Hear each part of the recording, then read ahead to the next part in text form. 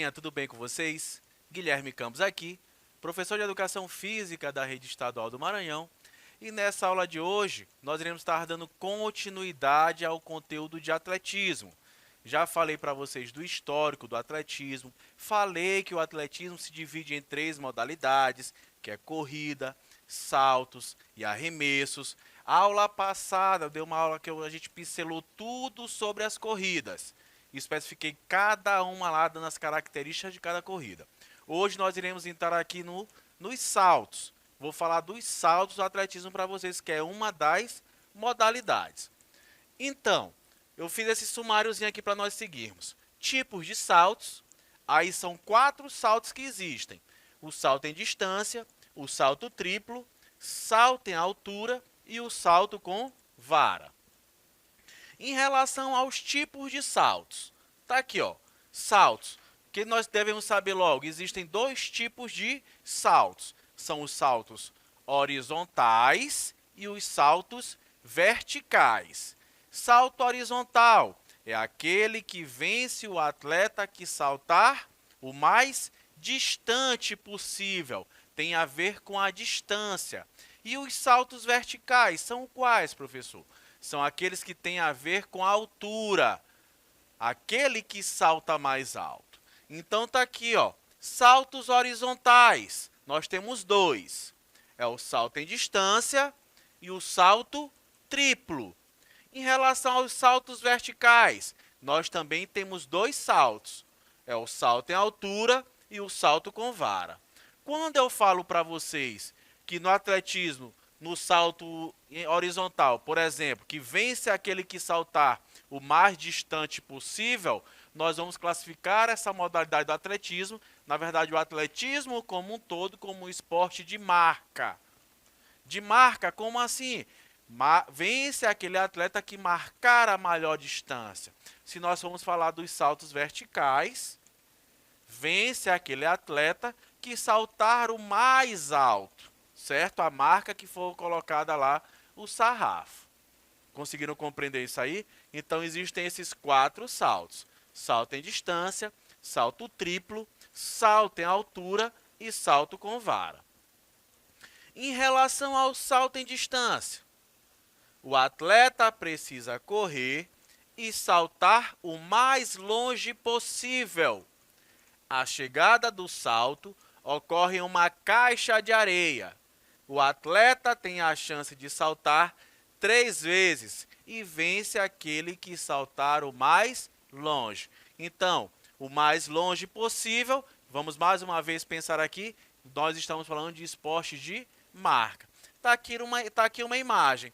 O atleta, ele corre, ele faz uma corridinha lá numa raia, ele se impulsiona, ele realiza o salto, se projetando a uma caixa de areia, certo? Vence aquele que saltar o mais distante possível. Tem 3 tentativas. Se for uma classificatória, ele salta até 6 vezes. Não existe a obrigatoriedade do atleta realizar esses 3 saltos.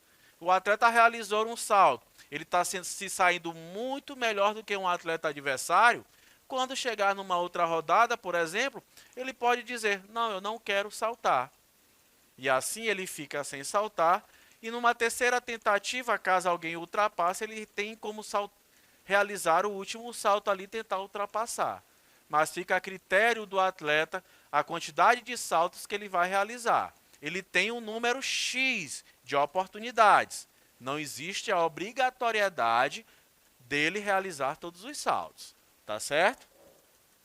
Tá aqui, ó. Aí em relação ao salto em distância, existem algumas fases. A primeira fase é a corrida. É onde o atleta precisa ser veloz e com passos largos ter velocidade suficiente para a outra fase. Qual seria a outra fase? É o impulso. É quando o atleta ele salta, quando ele realiza aquele último contato com o solo e salta em projeção à caixa de areia. Nós temos uma terceira fase, que é o voo. Com os braços levantados, tenta alcançar a altura, se equilibrar e preparar para a aterrissagem. E nós temos a última fase, um último momento, que é a queda. Inclina as pernas para a frente, braços também e joelho flexionados para alcançar o máximo de distância. Vou já falar dos estilos do salto. Está aqui a área de salto do salto em distância. Trouxe uma imagem para vocês. Está aqui, ó, tem uma raia de 40 metros de comprimento, que é onde ele vai realizar aquela primeira fase, que é a da corrida, né? Ele vai correr aqui o mais rápido possível. E existe uma tábua de impulsão, ou também tábua de chamada. Vocês podem encontrar assim na literatura. Está aqui, ela fica situada onde? Numa distância de 1 a 3 metros da caixa de areia, que é onde esse atleta vai se jogar. Essa caixa de areia ela tem 10 metros de comprimento por 3 metros de largura. Esse é o tamanho. Professor, e essa tábua de chamada, essa tábua de impulsão é o quê? É o limite de onde o atleta pode realizar o salto. Ele não pode ultrapassar essa tábua de chamada. Se assim ele fizer, o que acontece? Esse salto dele não será validado. Professor, eu percebi que na imagem, bem dessa tábua de impulsão, tem uma linhazinha vermelha. O que é essa linhazinha vermelha? Ela é o limite da tábua de impulsão. Ali eles colocam um material que é plasticina. É como se fosse uma massinha dessa de modelar, que fica mais fácil dos árbitros verificarem se o atleta queimou ou não esse salto.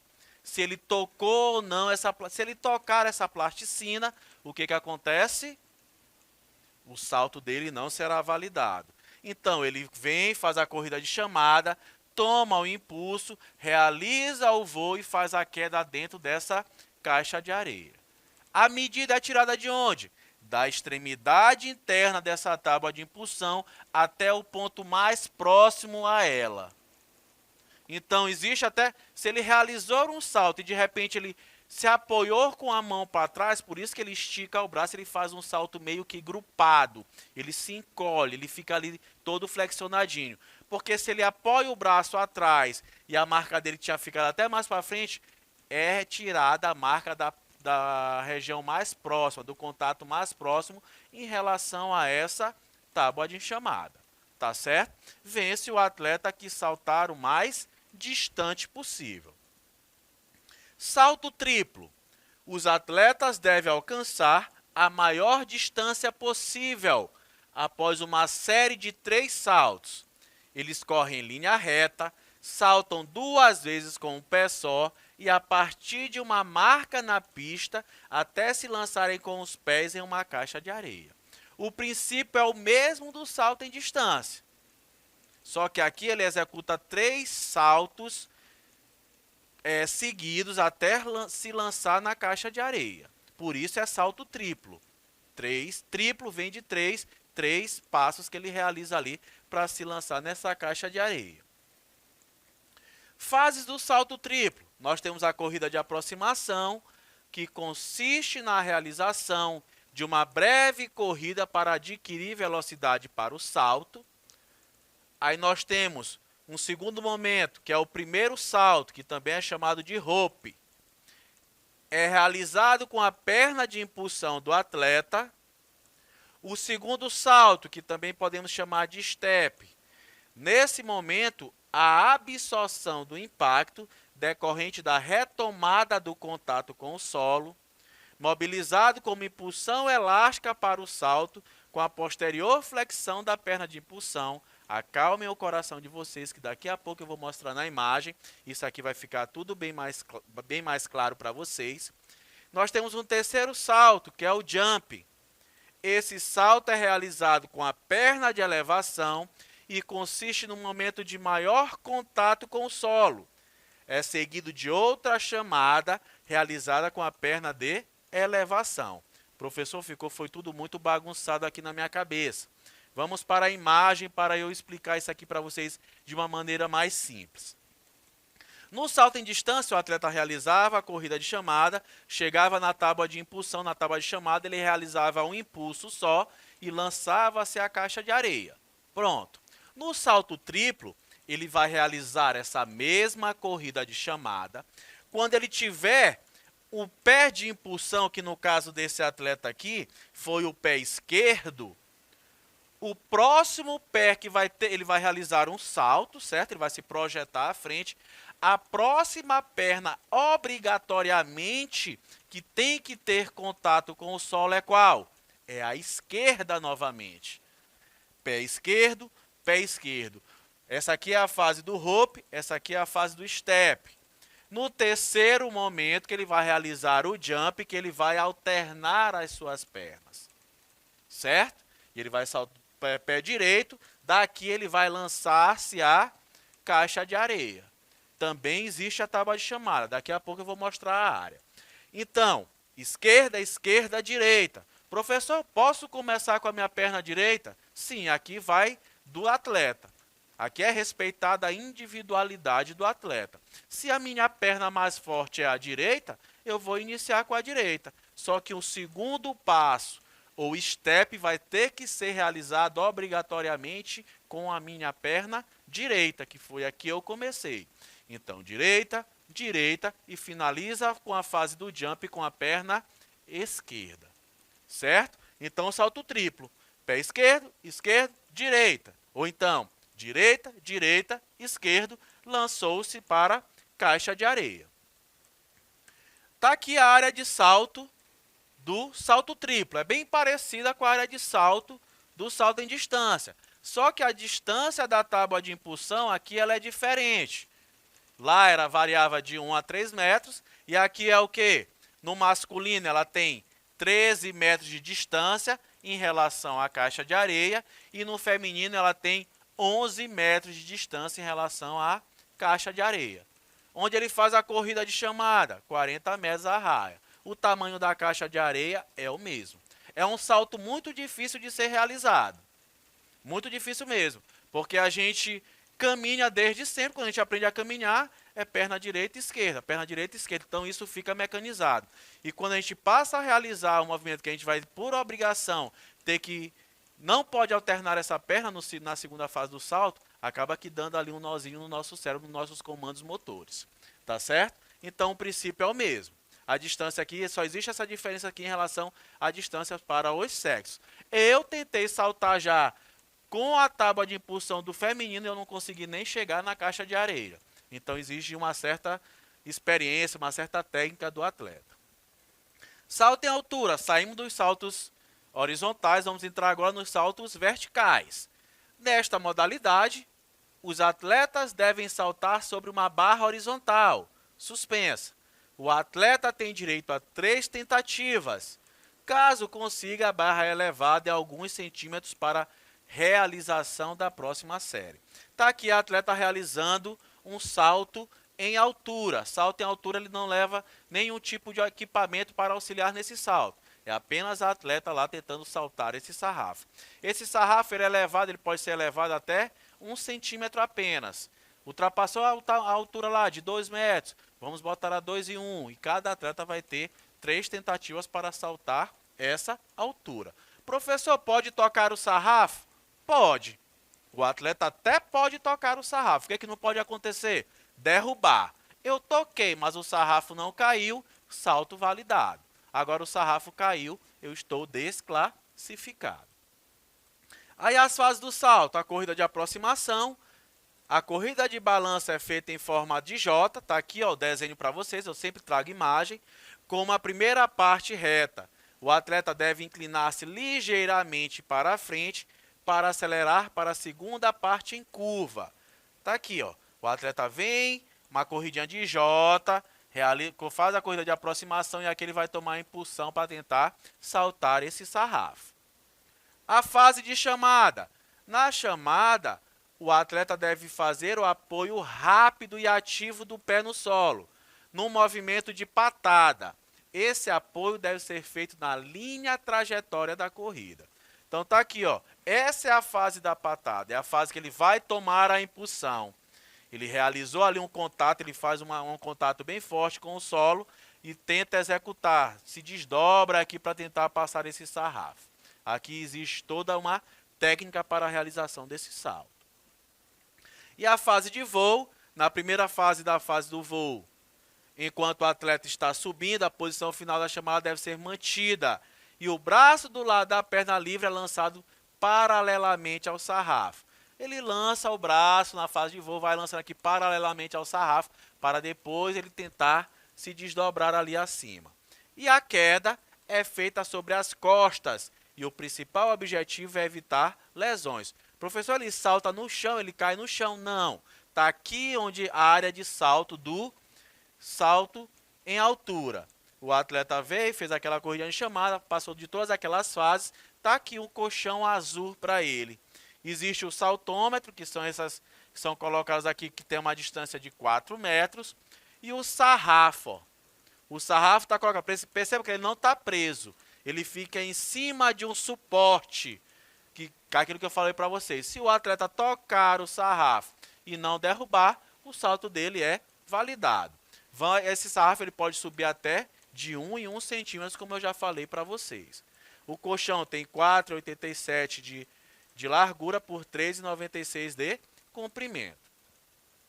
Aí existem algumas técnicas de salto em altura. Existe a tesoura, o atleta vem correndo aqui e passa uma perna e depois a outra. Não existe uma forma de realizar o salto em altura. O objetivo aqui é o quê? É saltar o sarrafo, passar por cima do sarrafo, saltar o mais alto possível. Então não existe uma obrigatoriedade de qual salto o atleta irá realizar, tá certo? Tá aqui, realizou uma tesoura. O rolo ventral, o atleta transpõe ventralmente, de frente, ou seja, circunda de frente durante a fase aérea do salto. Tá aqui, ó, um salto ventral. Esse salto ele foi realizado durante muito tempo. Aí o que acontece? Aí na Olimpíada do México, em 1968, surge esse carinha aqui, ó, Dick Fosbury. A literatura diz que não foi ele que inventou o salto, que uma outra pessoa inventou. Mas ele foi quem apresentou esse salto nos Jogos Olímpicos. Tá aqui, ó, ele saltando de costa, que é mais usual hoje. Os atletas utilizam mais esse salto do que o ventral, do que a tesoura, porque esse aqui, com uma técnica bem apurada, eles já perceberam que é o salto que faz com que o atleta realize um salto mais alto possível. Tá certo? Aqui, ó, ele saltou nesse período aqui, ele saltou a altura de 2,24 metros. Foi o maior salto, foi o recorde olímpico na época.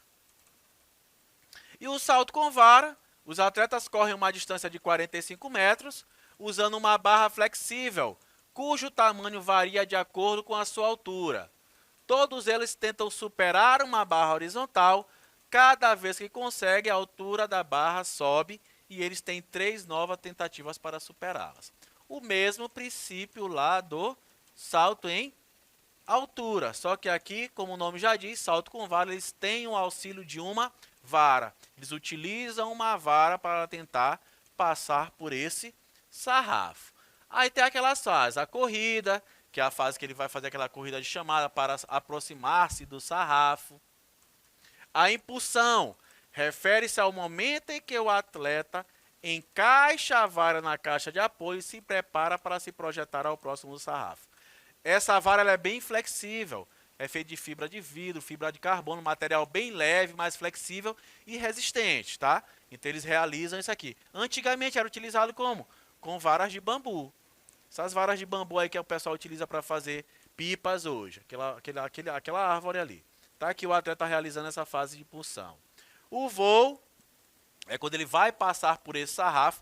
Lembrando aqui também, se o atleta tocar o sarrafo e não derrubá-lo, o salto é validado. Aqui, se ele ou a vara derrubaram, ele passou, mas a vara derrubou o sarrafo, o salto não é validado. Então ele estava realizando um movimento aqui, ele empurra essa vara para ela ir para o outro lado, para não arriscar aqui derrubar o sarrafo.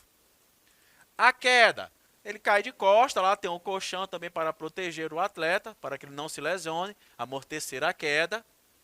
E a área de salto está aqui, ó, mesma distância, 4 metros, existe o local de apoio, onde ele apoia a vara, vem fazer aquela fase de impulsão, está aqui aumentada a imagem, ó, faz aquela fase de impulsão e tenta passar sobre o sarrafo. Então, galera, eu vou ficando por aqui. Eu espero que vocês tenham entendido, tenham compreendido aí um pouquinho sobre os saltos no atletismo, como é que ele acontece. Acesse a nossa plataforma e até a nossa próxima aula. Vamos para cima, hein?